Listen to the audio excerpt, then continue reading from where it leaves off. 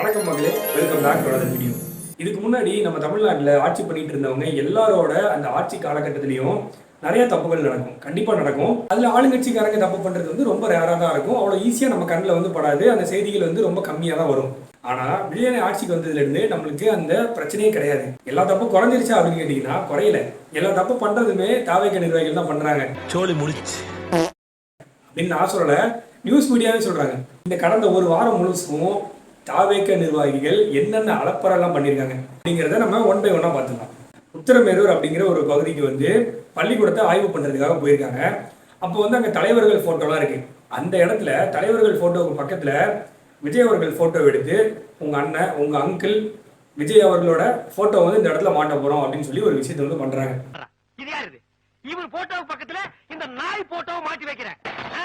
பள்ளிக்கூடங்கிறது மாணவர்களுக்கு நல்ல ஒழுக்கத்தையும் நல்ல கல்வியும் சொல்லிக் கொடுக்குற ஒரு இடம்.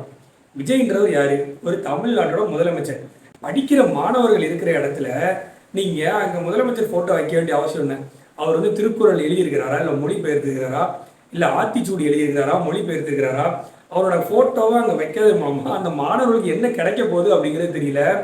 இந்த பேசிக் அறிவு கூட இல்லாம பள்ளிக்கூடத்தை போய் இப்படி ஒரு வேலையை பண்ணியிருக்காங்க. இவங்க இப்படி இருக்காங்கன்னு பாத்தீங்கன்னா, நம்ம உயர்கல்வித்துறை அமைச்சர் இவர் என்ன பண்ணிருக்காரு, விஜய் அவர்களோட பிறந்தநாளை செலிப்ரேஷன் பண்றதுக்காக பள்ளி மாணவர்கள் எல்லாம் சேர்ந்து ஒரு நிகழ்ச்சி மாதிரி அரேஞ்ச் பண்ணிருக்காங்க. அந்த நிகழ்ச்சியில இவர் போய் ஒரு பாட்டு போட்டு டான்ஸ் ஆடுறாரு. பாட்டுக்கு டான்ஸ் ஆடுறது என்ன பிரச்சனை அப்படின்னு நினைக்கிறீங்க? இதுதான் அந்த பாட்டு.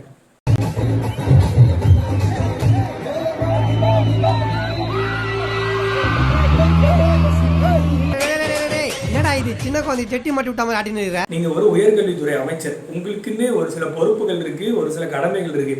இத பத்தி கேட்டா அவர் என்ன சொல்றாருன்னா, முதலமைச்சருடைய பிறந்த நாள், முதலமைச்சர் பிறந்த நாளை என்னுடைய மாணவர்கள் நண்பர்கள் எல்லாரும் சேர்ந்து குதூகலமா அந்த இடத்துல கொண்டாடினோம். குதூகலமா கொண்டாடினோம். வீட்டுல போய் கொண்டாடுறா, பள்ளிக்கூடத்துல படிக்கிற மாணவர்கள்கிட்ட போய் ஏன் குதூகலத்தை காட்டிக்கிட்டு இருக்கீங்க? என்ன ஜோக் காட்டுறீங்களா? என்ன ரங்கா ஜோக் காட்டுறீங்களா? இதுலலாம் என்ன ஒரு தப்பு இருக்கு? மாணவர்களா இருந்தாலும் ஒரு அவங்களுக்கு பிடிச்ச ஒரு நடிகர் ஒரு நபர் வந்து முதலமைச்சராக இருக்கிறாரு, அவர் பாட்டு போட்டு காட்டுறதுல என்ன தப்பு இருக்கு அப்படின்னு தானே கேக்குறீங்க. இந்த வீடியோ பாருங்க. Who is the father of our nation?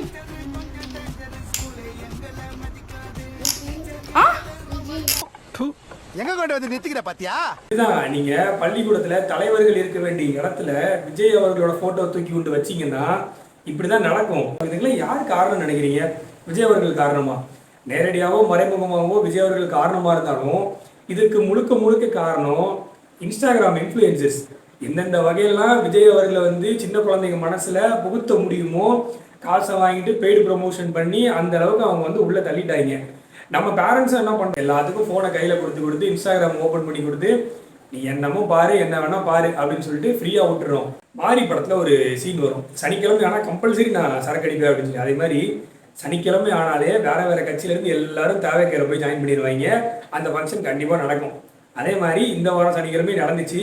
கேட்டை திறக்கிறதுக்கு முன்னாடியே ஒரு 100-150 பேர் காத்துக்கிட்டு இருந்தாங்க. கேட்டை திறந்தோடனே உள்ள போயிட்டாங்க. அந்த நிகழ்ச்சியில நம்ம மாண்புமிகு ஆதவ அர்ஜுனா வந்து பேசிட்டு இருக்காரு. பேசிட்டு இருக்கும் போதே கரண்ட் கட்டு. திமுக அரசியலே தெரியல, ஒரு தலைவர் உருவாகிட்டு இருக்காரு. பெண்கள் இப்ப என்ன சொல்ல போறீங்க? இதுக்கு எதிர்கட்சிகள்லாம் காரணம் சொல்ல போறீங்களா, இல்ல உங்க பனையூர் அலுவலகத்துல எவ்வளோ ஃபியூஸை பிடிக்கிட்டு ஓடிட்டான்னு சொல்ல போறீங்களா? எனக்கு என்னமோ சிடிஆர் நிர்மல்குமார் மேலதான் சந்தேகமா இருக்குது. ஆதவ அர்ஜுனா நம்மளை விட வளர்ந்துட்டு போறானே அப்படின்னு சொல்லி பேசும்போது வேணும்னே அந்த பகுதியில கரண்ட் ஆஃப் பண்ணி விட்டுருக்காரு. இது எனக்கு ஒரு பெருநாடு அப்படின்னு பள்ளிக்கூடத்துலதான் இந்த வேலையை பண்றாங்களே, கல்லூரிகள் நல்லா இருக்கும் அப்படின்னு சொல்லி பார்த்தா ஒரு மருத்துவ கல்லூரியில வந்து பட்டமளிப்பு விழாவுக்கு நம்ம அமைச்சர் போயிருக்காரு. அந்த இடத்துல பட்டமளிக்கிற விழாவுக்கு விஜய் அந்த டிவிக்கோட பிரச்சார பாடல் ஒதுக்கி போடுறாங்க.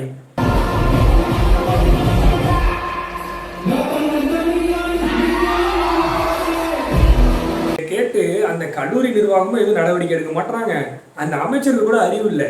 அதே மாதிரி விஜய் அவர்கள் பிறந்த நாளைக்கு சின்ன குழந்தைங்களாம் கூப்பிட்டுட்டு நம்ம அமைச்சர் மாண்புமிகு குஷி ஆனந்த் அவர்கள் ஒரு நிகழ்ச்சி மாதிரி பண்றாரு. அந்த இடத்துல வந்து குழந்தைகள்லாம் வந்து பசில் அரேஞ்ச் பண்றாங்க.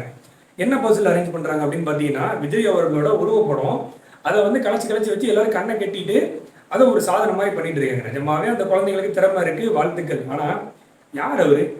விஜயோட படத்தை எதுக்கு அந்த குழந்தைங்களை அரேஞ்ச் பண்ணும்? இவங்க டார்கெட் பண்றது யாருன்னா சின்ன குழந்தைங்க. ஏன்னா அடுத்த ஒரு 7-8 வருஷம் 10 வருஷத்துல அவங்களுக்குலாம் வந்து ஓட் போடுற வயசு வந்துடும். இப்பத்துல இருந்தே அவங்கள வந்து அந்த ரசிகர் மனப்பான்மையே எடுத்துட்டு போனாங்க அப்படின்னா அந்த ஏஜ் வரும்போது கரெக்டா விஜய்க்கு வந்து ஓட்டு போட்டுருவாங்க. நீட் தேர்வுக்காக அனிதா அப்படிங்கிறவங்க வந்து உயிரிழந்தாங்க. ஸோ அதுக்கு வந்து விஜய் அவர்கள் அரசியலுக்கு வர்றதுக்கு முன்னாடி அவங்கள போய் பார்க்கலாம் போயிருந்தாங்க. அவங்க குடும்பத்துக்கு ஆறுதல் சொல்லியிருந்தாங்க.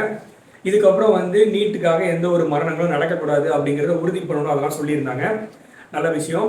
தேர்தல் வாக்குறுதிகள்லயே வந்து நாங்க வலியுறுத்துவோம் அந்த மாதிரிலாம் சொல்லியிருந்தாங்க. என் கூட பிறந்த என் தங்கச்சி வித்யா இறந்தப்போ எனக்குள்ள ஒரு பெரிய பாதிப்பை ஏற்படுத்தி அதுல கொஞ்சம் கூட குறையாத பாதிப்பையும் வேதனையும் ஏற்படுத்தினதுதான் தங்கச்சி அனிதாவோட மரணம். அதுலயும் தகுதி இருந்தும் தடையா இருக்கே இந்த நீட். அப்ப ஒரு முடிவு பண்ணுங்க, வாய் நிறைய விஜயண்ணான்னு நம்மள மனசார கூப்பிடுற இந்த பெண் பிள்ளைங்களோட கல்வி வாழ்க்கைன்னு எல்லாத்துலயும் ஒரு நிரந்தர பாதுகாப்பை ஏற்படுத்த. என்ன பிரச்சனைனா நீட்டுக்காக வந்து நிறைய மாணவர்கள் தற்கொலை பண்ணி இறக்குறாங்க அப்படின்னு சொல்லி அந்த மாணவர்கள் ஒரு போராட்டம் பண்றாங்க. அந்த போராட்டம் பண்ண மாணவர்களுக்கு நடந்தது என்ன தெரியுமா? பாருங்க.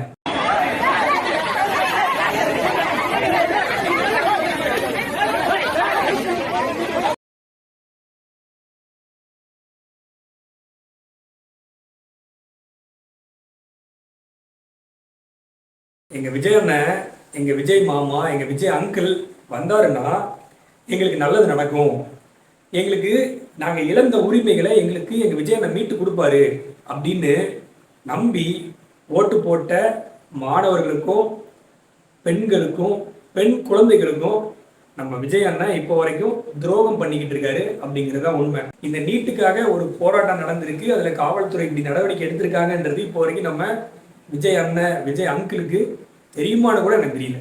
நான் தூங்கிட்டேன் பார்க்கல. ஓகே மக்களே, இந்த கடந்த ஒரு வாரங்கள்ல நம்ம தாவைக்க நிர்வாகிகள் இந்த மாதிரி நிறைய அட்ராசிட்டிஸ் பண்ணியிருக்கிறாங்க, நிறைய காமெடியான விஷயங்களும் பண்ணியிருக்கிறாங்க. நான் ஏதாவது மிஸ் பண்ணியிருந்தேன், இல்லை நீங்கள் ஏதாவது பார்த்த சம்பவத்தை பற்றி பேசணும் அப்படின்னா அதை வந்து கமெண்ட் செக்ஷனில் சொல்லுங்கள். அடுத்த வீடியோவில் நம்ம அதை பற்றி டிஸ்கஸ் பண்ணலாம். இந்த வீடியோ பற்றி நீங்கள் என்ன நினைக்கிறீங்க, உங்களோட ஒப்பீனியன் இருந்ததுன்னா மறக்காமல் கமெண்ட் செக்ஷன் சொல்லுங்கள். அடுத்த ஒரு இன்ட்ரெஸ்டிங்கான வீடியோவில் நான் உங்களை மீட் பண்ணுறேன். பை.